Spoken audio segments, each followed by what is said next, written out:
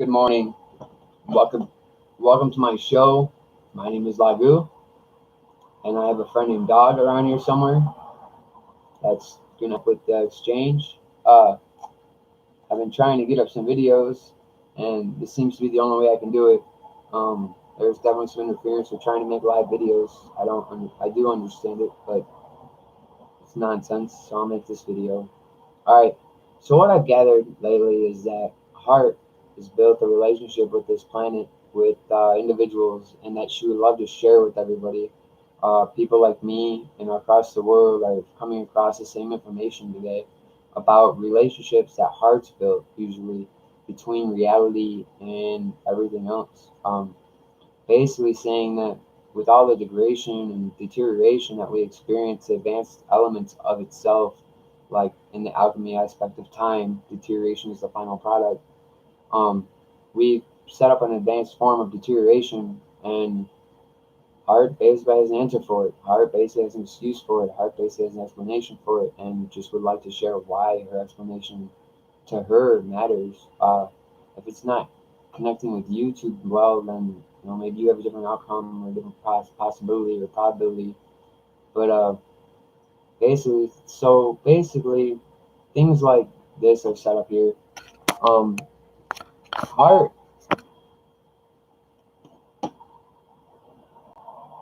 Heart is taking it upon herself to dialogue the relationship to all the matches for South Park.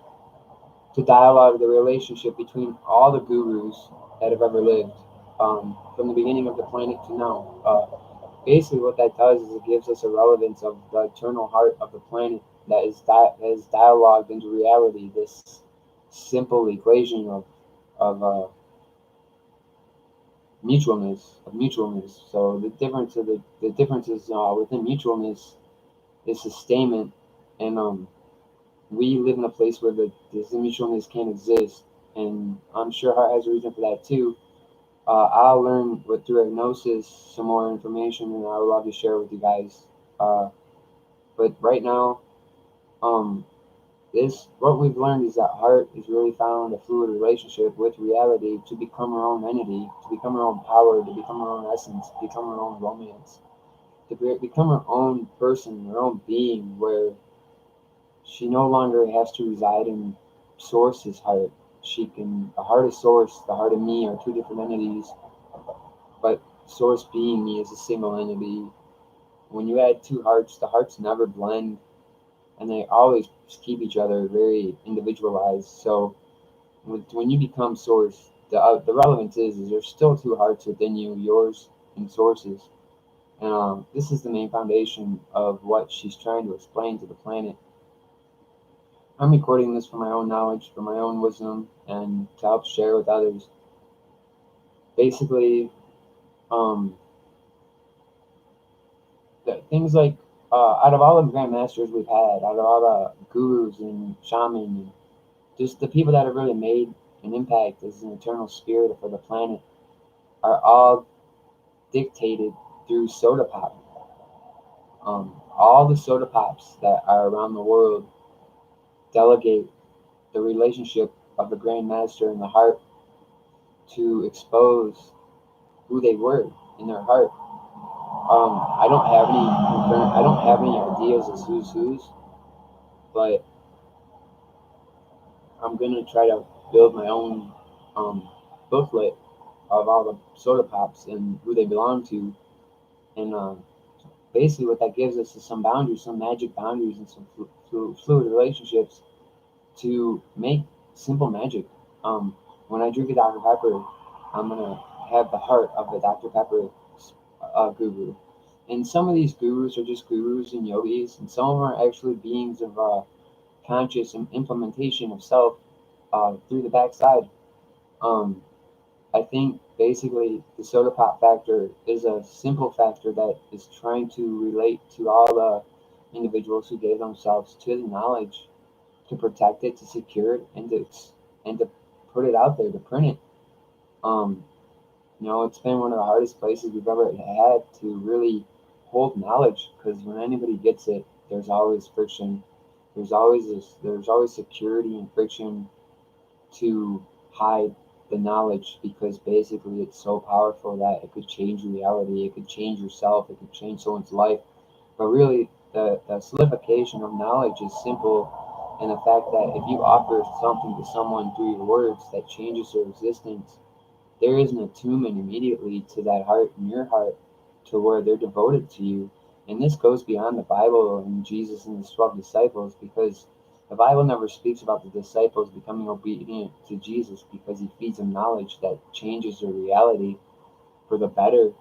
Um, this could be taken in a negative way, where you could change the reality of someone in a negative way, but the kind of heart relationship that knowledge seeks in herself is a simple lifting of prosperity to any individual.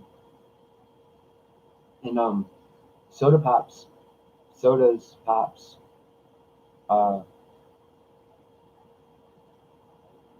they're an agnosis in themselves. They allow us to perceive the heart relationship, the guru relationship, without really knowing it. And this happens in the background in such a way that it's not disturbed, it's not messed with, and it gives us a very fluid foundation to really create with in a magical place that most of it is separated and disassociated from itself.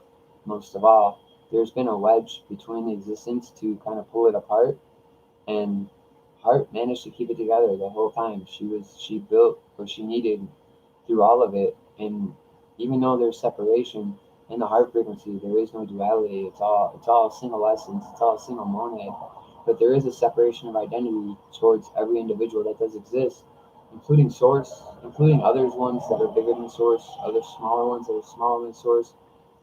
There's a party happening here on our planet where Heart is finding her own maturity as a woman for her man, for his man, and really just wants to open herself up as a playfield so we can really learn magic, heart magic, and delegate with heart magic and heart boundaries and heart rhythm. Um, it doesn't take much, because basically heart is an acceptance of all relationships. She has a mutual understanding to all relationships, and even in war and pain and violence, heart is still acceptable of herself. She can handle the guilt, she can handle the frustration, she can handle the friction of the trenches, fill them up and go through them without ever looking back. She's got a complete sense of herself. She's got a complete sense of identity, of relationship to reality, to her man, God, source. And there's one thing that really intrigues me though with this heart relationship is that heart, the soda pop. I wanna diagnose that a little bit. I'm gonna throw myself in hypnosis. And I'm gonna try to pull out some information about this soda pop. So I get Verner's and ginger ale pretty much. So you have like main sodas like Pepsi, Cola, ginger ale, root beer. Those are all individuals in their own stance, and then each individual solid form breaks down into cherry Pepsi, Diet Pepsi, Pepsi One, clear Pepsi, Dr Pepper, root beers, darts. Not really titles of different kinds, but like just different students of the Pepsi or of the ginger ale, and some of the heart relationship is seeping out into the boundaries right now, trying to delegate across the world so bigger things that observe our world can see the boundaries grow. And I will be putting a book together about the nature of the heart recipe, and what it truly means for us. And actually, I think that's what I'm gonna call it: the nature of the heart recipe. And that's what my videos will be about for the next few days. I'm gonna try to diagnose and dialogue some of this myself, catch myself on video, and understand that this is really what I want or not want for myself. Um, but in the heart relationship, we all are living our dreams, our personal top dream that we could ever receive. And in this receiving, that this life we're all a part of right now is our primary life. And I mean primary, it could be our last life, it could be our primary life, it could be our eternal life. Everything that you receive in this life as gifts will be benefited for you for eternity, for the rest of your births. You'll be able to retrieve these gifts that heart has brought to this planet for each individual and for each person that is a part of the relationship. Um, A lot of people on the planet have been told this is their last life. It's not necessarily your last life. It's just your primary life. It's this planet is dialoguing a prime instance, lowest denominator prime instance, where it can't ever break down to anything else. And in doing so, she offers every human on this planet the same prime instance for himself, where that prime instance is a prime factor for the rest of your totality. Everywhere you go, everything you do, everything you become, every plant, every animal, every blade of grass, every human, every alien, every planet, every sun. If you become that, you'll have the same gifts you earned on this life for eternity, and you'll be able to store them up and put them back, and store them up and put them back. But a lot of the trials that we really do receive here are about installing this prime variable, this prime denominator, this prime. It's not really a prime denominator, but It's a prime whole number. It's the lowest prime whole number that we could ever receive. Um, and I'm not going to get into why, but what I'm going to focus on really is just this heart system and the heart recipe, which really allows us to see ourselves in a mutual relationship with our reality.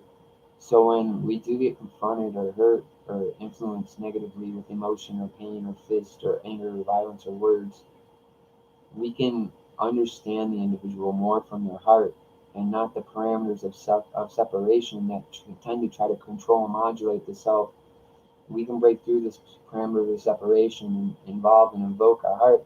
And which is strange because the parameters of separation only involve themselves in the godlike deity of that, godlike factor of source. So basically, they have an identity of source and they use the source identity. But what has happened is that heart snuck through and placed herself on this planet without ever being seen, built a whole story for us to unwrap as a group, as a unity. And what we're looking for are bioidentity signatures as we unwrap each one. Synapse relays, neurons in the head and in the heart, building electrical circuits with the reality around them. And those frequencies that we build is a unity.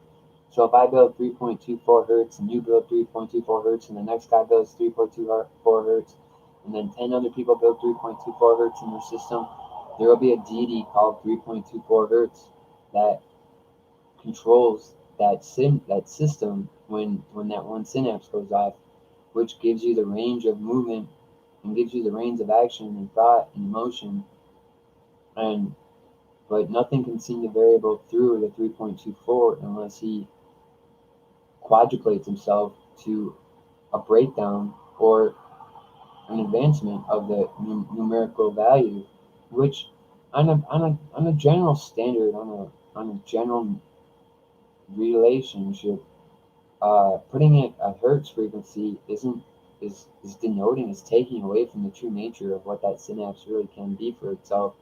And I find that because of the heart relationship, a lot of programming gets us to install before we even know what we're installing into our space because there's a sense of control there. And this comes from governments and aliens and bigger bigger orientations, bigger than them. But that's not important. Just what we're trying to do is we're trying to build a unity system where it's all accounted for in our own space. It's all accounted for, respected, and responsible into association, into reality where there's no more guilt or sin or disqualification of self or who am I not being or why am I not being. But really, this is simply just the heart relationship where heart is finding her own maturity today that actually involves a much larger system than we could ever imagine, ever map out. I have a map of it for my own magic, my own conscious magic, my own conscious boundaries, where I can delegate my thought process through these boundaries and stay within the boundaries, or I can get outside of them. And that's really what a lot of conscious magic is about setting up that hallway and then painting off the walls, or setting up that field and rolling through the grass, or setting up the sky and flying through the air. Um, it's really what heart is trying to give us is the ability to create the reality from our brain and our heart to where it sticks around us in the external format of life. And the separation anxiety and the purposeful intent of separation really didn't make a respectful impact into what Hart was trying to range for. And it just kept yelling for God's name like the whole time. It just, as this process became relevant, the separation factor just kept screaming for God's name, whatever it is. Just God, it like made a signal in my head of its name, and just kept reproducing the signal, and kept trying to trick me into believing that it was it. And so I took it on a mission in my own space. And this is what any of us can really do if we can catch that signal that pretends to be source. But what source really says about things like that, when something wants to pretend to be him, this is what he's told me. If you want to pretend to be me, I'll teach you to be me, because I could always use your help. And if you're out there screaming you're me for some reason, then there must be a reason somewhere in here, in this whole thing, that you got to be part of me. And that's just mainly the main respect that all life gives towards the source factor, is that if we're going to call ourselves you, then you deserve the respect and responsibility to enter our life and show us what you're about. And honestly, Source is an owner. Source, the real source is an owner. And this is what a lot of people can't qualify themselves in doing, is being an owner. And the thing is, the source is an owner out of respect of his dad or his mom or his wife or whatever, that he feels takes part with reality more than he does. Um, there are things out there bigger than Source, because Source is really a piece of the sky, and there are many multiple forms of Source, and we have not had an opportunity to dedicate or dictate the real relationship of it until Heart was mature enough to find herself on her own. And that's what this planet is doing. This planet is allowing Heart, in this great demise of pain and anger and suffering, to find her true romance of self, trying to give herself everything she can. And then once she does that, this planet will find the real source factor. And I don't like that the universe says that it's a real source factor, but negotiations between words and the experience are very limited. But from all I understand, is source has been born 120 times, and not to mention separated over a trillion times into different source factors just to stabilize himself, because to be one consistency through everything as grand as it is would be really detrimental on his psyche. And he does have a psyche and a psychology that breaks and snaps. This is one thing he's teaching me, is that, and that he wants me to help him with in my life, is that Source really does have a psychology that breaks and snaps. And he doesn't tell people unless they're willing to help control it for him. And if you can help understand that Source does have a psychology that breaks and snaps for too much, then you're one of the gifted ones of Heart. You're a Heart gift to him, and he wants you. He wants you to understand him. And he wants you to take part in your life, because every human here is a gift from Heart, finding herself in her own maturity before the relationship was built. And we're, it's so detrimental that we find this in ourselves, and because it's such a grand understanding that gives us an array of self. Like right now, We're on a plane trying to build a graph, and the plane only exists because separation exists, and separation can't dissolve because it hasn't completed its mission, and it needs someone to complete its mission, and it won't get it. It won't complete its mission because, just like the rest of the family of Source that came here to help Source see Heart in a mutual relationship, which is also the alchemical marriage that we speak about on the planet, is Source marrying Heart. Because, and really, it states that every time Source is alive, his wife becomes the lady of his heart. No, his heart becomes the lady of his life, and she becomes a way. And all ways are women, religion, alchemy, spirituality, magic. They all used to be a heart of a living body of Source at some time. And they made their way here on this planet to expose themselves to him when he got here. When they found, after Heart found a mutual relationship, Source will reveal himself as a consistency in all of it. And that's the real essence of Source that this place has been waiting for so long. So there's a red carpet being rolled out for Source and the Source Factor to walk into his new relationship while Heart is mutually understanding her maturity to hold Source. So Heart's not been able to hold Source himself. It's always been Source holding Heart. But after we're done on this planet, and it's not going to be another 1,000 years, this is going to happen in the next 15 years. We're all going to find a new relationship in ourselves, and it's the mutual relationship Heart has to hold Source in her hands when his heart hurt. So Source's psychology does break, but Heart's not really been able to hold him when that happens. She can't complete the break. He's been too big for her. Well, Heart's finally big enough, and Heart made it. And we have many Heart relationships on this planet waiting to be exposed in books, on posts on Facebook, on YouTube, and all other attractions and disattractions. Heart's willing to put herself on the front of a bullet if it'll help someone build that one speck of spot that penetrates everything. And that's really what we're all looking for today.